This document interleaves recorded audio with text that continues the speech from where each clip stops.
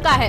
MLC चुनाव पर बड़ी खबर। दिनेश शर्मा, अहमद हसन का कार्यकाल पूरा, स्वतंत्र देव सिंह, साहब सिंह सैनी का कार्यकाल पूरा हुआ और इसी के साथ धर्मवीर अशोक, आशु मालिक का कार्यकाल यहां पर पूरा, नसीमुद्दीन सिद्दीकी और राम जतन का भी कार्यकाल पूरा, प्रदीप जाटा और रमेश यादव का भी कार्यकाल पूरा हुआ है, लक्ष्मण आचार्य, वीरेंद्र सिंह का भी कार्यकाल यहां पर पूरा। एमएलसी चुनाव से जुड़ी अधिसूचना जो है वो यहां पर जारी हुई है और 12 सीटों पर एमएलसी चुनाव की अधिसूचना को जारी कर दिया गया है। 11 जनवरी से एमएलसी पद का नामांकन होने वाला है।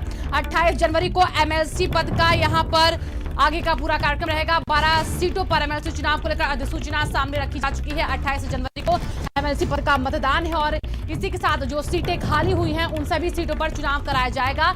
12 सीटों पर विधान परिषद चुनाव का ऐलान किया जा चुका है। तो 12 सीटें हैं जिन पर विधान परिषद का चुनाव का ऐलान हो चुका है और इसी के लिए अधिसूचना जो है वो जारी कर दी गई है। हमारे स्टेट हेड वीरेंद्र जी जुड़ चुके हैं ज्यादा जानकारी के साथ। वीरेंद्र जी, सीटों का ऐलान, चुनाव को लेकर तारीख तय हो चुकी है, तैयारी और जोर शोर से चलेगी अब? देखिए, ये उत्तर प्रदेश में एमएलसी की 12 सीटें रिक्त हो रही हैं और उन पर चुनाव का ऐलान कर दिया है आयोग ने। तो ये बहुत इम्पोर्टेंट चुनाव है क्योंकि इसमें बीजेपी की ओर से बीजेपी के जो अध्यक्ष हैं स्वतंत्र देव सिंह, उनका कार्यकाल पूरा हो रहा है जी।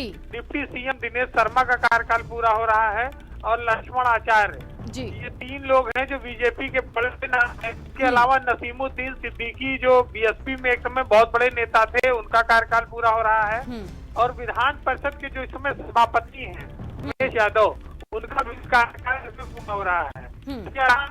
आशु मलिक हैं और पार्टी के बहुत सारे एमएलसी हैं। तो जो अब चुनाव होगा, इस चुनाव में सबसे एडवांटेज अब बीजेपी बना है। बीजेपी 12 में से 10 जीतेगी और उसके लिए टिकट है क्योंकि ये चुनाव विधायक के आधार पर होता है। 11 तारीख से लेकर 18 तारीख के बीच होगा और अगर सब ठीक रहा तो लोग चुनाव जीतते हैं। चुनाव की जी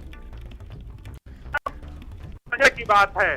तो ये बहुत इम्पोर्टेंट चुनाव है। इसको लेकर बहुत दिनों से बीजेपी के नेताओं की निगाह लगी हुई थी और इसमें बीजेपी संगठन के कई सारे नेता एमएलसी बन सकेंगे।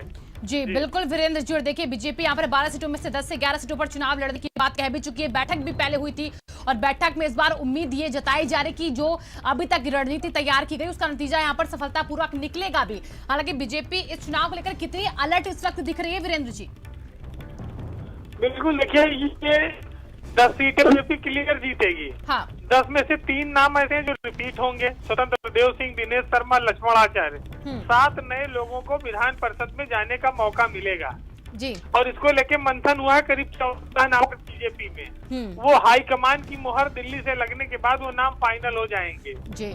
लेकिन समाजवादी पार्टी और बसपा, अब इनके बीच कैसा तालमेल बनता है उन 2 सीटों पर, और अगर बीजेपी 11वां कैंडिडेट लाती है तो वो जिताने का इंतजाम कर पाएगी कि नहीं, ये सब चीजें बड़ी महत्वपूर्ण हो जाएंगी जी।